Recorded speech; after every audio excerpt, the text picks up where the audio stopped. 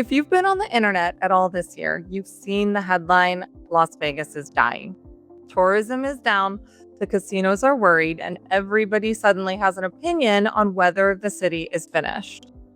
I live here, I sell real estate here, and I want to give you the honest version, not the clickbait one, because here's the thing, the numbers are real. Fewer people are coming to Las Vegas right now. That part is true. But fewer tourists and dying city are two completely different statements, and the gap between them is where the actual story lives, and where a lot of people are about to make a bad decision based on a headline. So today I'm going to walk you through exactly what's happening, how far tourism actually dropped, the real reasons behind it, who is still showing up and spending, and the part nobody in the headlines talks about.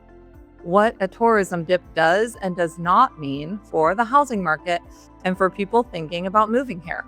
And stick around to the end because I'm going to tell you the one group that's quietly getting hit hardest by all of this, and it's not who you think. It's not the casinos, and what I'm personally watching over the next 18 months to know whether this is a blip or a turning point. I'm Gwen Lyon. I've lived and worked in Las Vegas for 20 years. And as a realtor, I work with both relocators and locals. So I get the tourist economy questions from clients constantly. I'm not here to cheerlead or doom monger. I'm here to read the actual data the way I'd read it for a client making a six-figure decision. The numbers are real. Let's just say it. There's no point in sugarcoating it. Let's start with the number that kicked off all the panic. Let's put the real number on the table. Visitor volume fell about 7.5% last year to roughly 38.5 million visitors. That is the sharpest annual decline Las Vegas has seen outside of the pandemic. That is not nothing. Anybody telling you it's fine, nothing's happening is not being straight with you. For context, 38.5 million puts us back around the visitation numbers from the early 2000s. So it's a real step back, not a rounding error. But this is the part the headlines skip. Here's a number that went up in the same period. Harry Reid Airport moved nearly 55 million passengers, one of its busiest years ever. So the airport is packed with tourism, but tourism is down. So it's more complicated than nobody's coming. A lot of that traffic is locals, connections, and business travel. My honest take. The decline is real and worth taking seriously, but sharpest drop outside of COVID is doing a lot of dramatic work in those headlines. Let's look at why it dropped because the why changes everything. Point blank, Vegas got expensive and people noticed. This is the cause locals feel most and tourists complain about loudest. Resort fees, parking, and $10 waters. You've probably seen the headlines.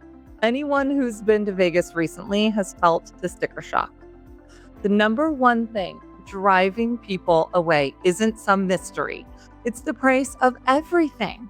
Resort fees have crept up as high as $55 a night at some properties, and that's a fee on top of your room rate before you've spent on a single thing.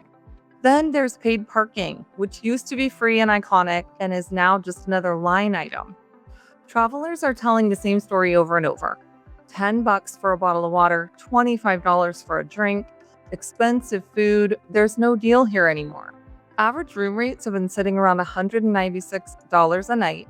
And once you stack fees and parking on top, the cheap Vegas weekend people remember from 10 years ago just doesn't exist.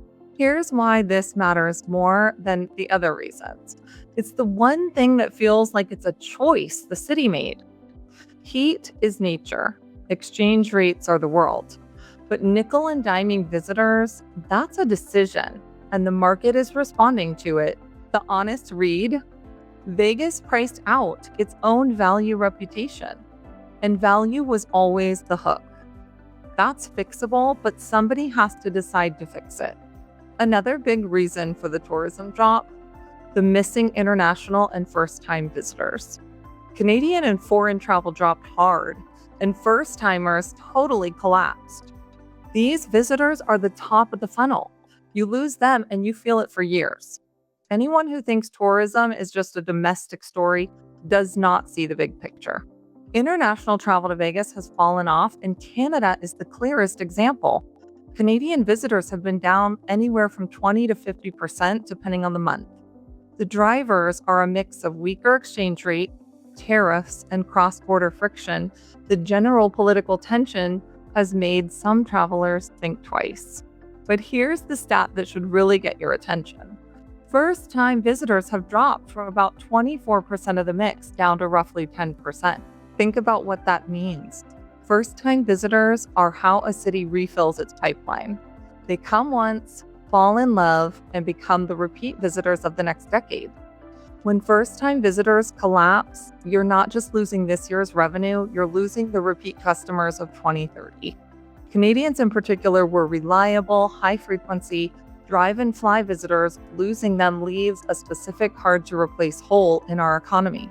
My take? The price story is a this year problem. The first-time visitor story is a next decade problem. And it's the one I'd actually lose sleep over if I ran a resort. Another big reason for the tourism drop, the squeezed middle class. Budget-conscious households have pulled back on leisure spending. Vegas was built on the middle-class getaway, and that customer is stretched. Put the price hikes together with stretched household budgets, and you get a core of the decline. Middle-income and budget-conscious families are pulling back on exactly the kind of non-essential spending that a leisure trip to Vegas specializes in. Between inflation and everyday financial stress, the let's do a quick Vegas weekend is the first thing that gets cut when money's tight. There's a real irony here. The city leaned into a luxury, high-spend model at the exact moment its historic bread and butter customer, the middle-class weekender, had the least room in their budget. This is the quiet structural issue underneath the flashy headline. Vegas partly stopped serving the customer that built it. Nevada has actually been described as being squeezed by a shrinking middle class, and that's not just a tourism problem, that's an everything problem for a service economy. This isn't just Vegas losing its appeal, it's a whole tier of America having less disposable income, and a city that depends on their fun weekends is naturally going to feel the squeeze first. So who's still coming to Vegas? Plenty of people, actually. Luxury travelers, weekenders, and conventions are holding up. We're down 7.5%, still means 38.5 million people, but the city is far from empty. Let's correct the ghost town image because it's wrong. 38.5 million people is still an enormous amount of tourism. It's down, but not gone. High-end and luxury travelers are still spending at strong levels. The top-tier resorts are catering to wealthier guests, and they've actually posted solid profits, even with lower overall foot traffic. That's the whole affordable luxury and crowd-free angle you're seeing now. For people with money, a less crowded Vegas is a better Vegas, and the weekends still pack it in. It's the midweek, daytime foot traffic that faded the hardest. Friday to Sunday and big events still draw real crowds. EDC is now twice a year. Need I say more? Conventions and trade shows remain the backbone. Convention attendance was still nearly 6 million, and the 2026 calendar is loaded with more shows and events. Special events and sports are a genuine bright spot. And the Formula One weekend, a big fight, a championship, those still fill the city.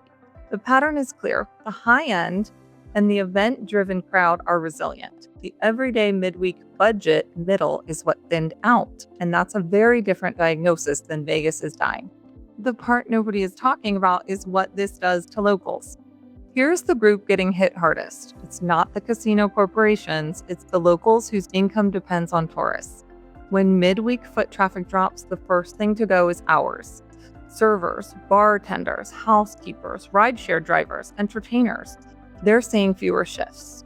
And it's not just hours, it's tips. Fewer visitors, and the ones who are budget conscious tip less. For a tipped worker, that's a direct pay cut nobody put in writing. A lot of these are households where the tip income was the margin, the difference between comfortable and stressed. You're also seeing locals themselves opt out of the strip. Between the prices and the parking fees, even residents are finding other things to do, which pulls a second layer of spending out of the tourist corridor. This is why the "is Vegas dying" question actually matters to real people. It's not an abstract stat, it's someone's Thursday shift getting cut. And this right here is exactly why the next video in this series matters. Because the city's answer to this problem is to build an economy that doesn't live and die on tourist foot traffic. What does the tourism dip actually mean for the housing market? The real estate reality check. Tourism is down does not equal home values down. This is where viewers make expensive assumptions. And this is the question I actually get paid to answer, so let's be precise. A dip in tourists is not the same thing as a dip in home values. People move here to live, not to visit. And the things driving relocation: no state income tax, relative affordability versus California, space, sunshine, they haven't changed at all. In fact, some of what's hurting tourism, the high cost of a visit, has nothing to do with the cost of settling down here, which is still a bargain next to the coast. The housing market runs on jobs, migration, interest rates, and supply, not on how many people hit the blackjack tables in a given quarter. Where you'd want to watch carefully is anything tightly tied to tourism income. But the broader residential market is a different animal with different fuel. The "I'm waiting for Vegas to crash because tourism dropped" crowd is, in my honest opinion, waiting for a connection that history doesn't support. My advice to clients: don't confuse a headline about the Strip with a signal about the suburbs. They are two different economies sharing a zip code. The honest bottom line in what I'm watching is Las Vegas dying? No, it's going through something real, and it's going to adapt. Absolutely. That's the honest answer. Here's what I'm personally watching over the next 18 months. Signal 1, do the resorts blink on fees and parking or double down? That tells you if they're trying to win the middle back. Signal 2, do international and first-time numbers stabilize? That's the pipeline for the next decade. Signal 3, and this is the big one: how fast the new industries grow to offset tourism. Tech, healthcare, data centers, sports, finance. That's literally the next video. Choosing to live here, the housing story stays healthy regardless of the Strip's quarter. My genuine read: this is a city being forced to grow up past a one industry identity. And cities that pull that off come out stronger, not weaker. Don't be against a place that reinvented itself from a railroad stop to become a major entertainment capital to a sports city all in one lifetime. At the end of the day, Las Vegas is dying makes a great headline and a terrible analysis.